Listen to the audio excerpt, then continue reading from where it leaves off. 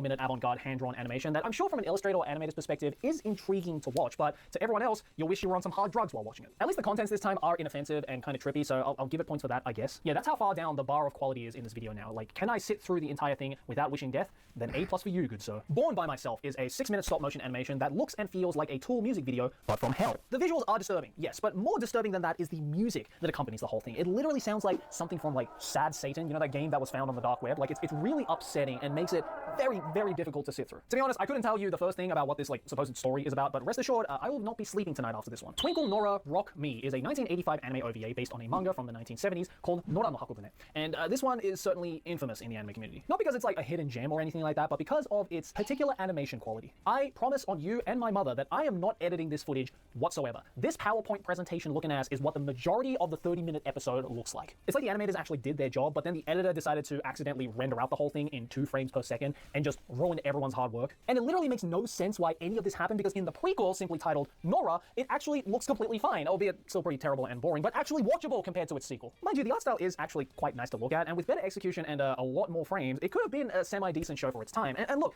this is almost a 50-year-old anime, so I understand it's not up to the same quality as other shows now, but goddamn man, I just want to know what the hell happened during the creation process of this. I have so many questions that need answering. Shigeru, no, not that Shigeru, this Shigeru is a 9-second shitpost. It doesn't even deserve to be called an anime. It's a shitpost about...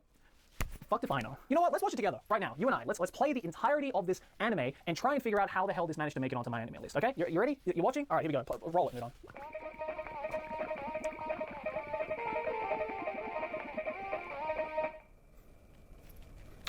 Oh yes.